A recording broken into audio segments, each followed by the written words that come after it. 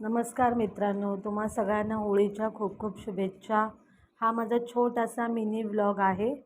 आज होळी आहे आणि आमच्या इथे कोल्हापूरमध्ये ना प्रत्येकजण आपल्या दारामध्ये स्वतःची एक छोटीशी अशी होळी तयार करतात आणि त्याची पूजा करतात। म्हणजे चौकातली मोठी होळीसुद्धा असते, पण प्रत्येकजण इथे आपली स्वतःची पण एक करतात। सो त्याची पण एक मजा वेगळीच असते। तर इथे बघा, आता आम्ही आमची दारामध्ये म्हणजे आमच्या नवीन घरी इथे आता आम्ही दारामध्ये छोटीशी अशी होळी करणार आहे। जुन्या घरी खूप मजा यायची, कारण का दिवसभर म्हणजे प्रत्येकाची दारामध्ये सारवण्याची, रांगोळी काढण्याची लगबग चालू असायची। लहान मुलं पण असं वर्गणी मागायला वगैरे यायचे, त्यामुळे चहलपहल असायची। पण इथे कसं की जास्त कोणी लोक नाही आहेत, त्यामुळे थोडंसं एकटं एकटं वाटत होतं। इथे आजूबाजूला होती, म्हणजे नवीन राहायला आली होती म्हणजे नवीन, पण ते नॉन महाराष्ट्रीयन होते। सो त्यांच्यात काय असं जास्त नव्हतं, पण नंतर ते पण आले पूजा करायला।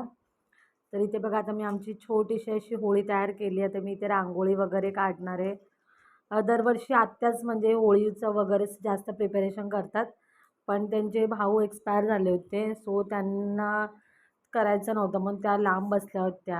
आणि मग आता मी, माझे दीर पण कामावरून लवकर आले होते आणि ऋत्विक, आम्ही तिघं आता होळीची पूजा करणार आहे। राजेश त्यांना पण यायला वेळ होणार होता।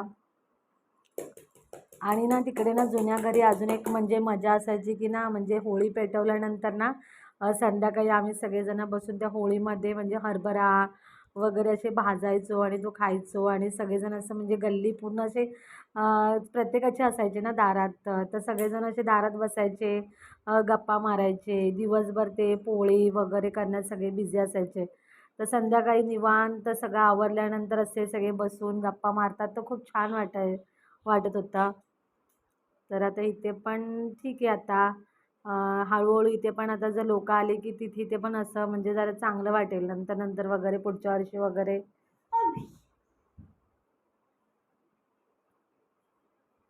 हे बघा, इथे छोटूसा हा मुलगा आलाय, हा बाजूचाच आहे, नवीन राहायला आलेत ते आमच्या इथे।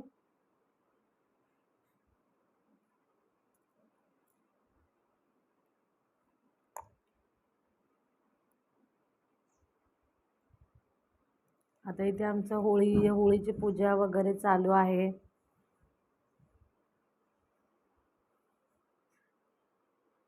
जास्त करून लहान मुलांना या जास्त ह्याच्यामध्ये खूप इंटरेस्ट असतो। ऋत्विकचे तर सकाळपासून मम्मा कधी होळी आपण तयार करणार, कधी पेटवणार, असं चालू होतं। हे बघा, आता आम्ही आमची होळी पण पेटवली आहे। इथे ती बाजूची मुलगी, म्हणजे त्यांच्यामध्ये असं होळीला धागा बांधल्यानंतर तो तो जे देवाचा धागा असतो तो प्रत्येकाच्या हातात बांधतात। प्रत्येकाची म्हणजे पद्धत वेगळी असते, तर ती आता ऋत्विकच्या हातामध्ये धागा बांधत होती। सो तुम्हाला माझा हा छोटासा व्हिडिओ कसा वाटला? जर तुम्हाला व्हिडिओ आवडला असेल तर प्लीज आमच्या व्हिडिओला सबस्क्राईब करा, आमच्या चॅनलला सबस्क्राईब करा। पुन्हा भेटू नेक्स्ट व्हिडिओमध्ये। Bye bye.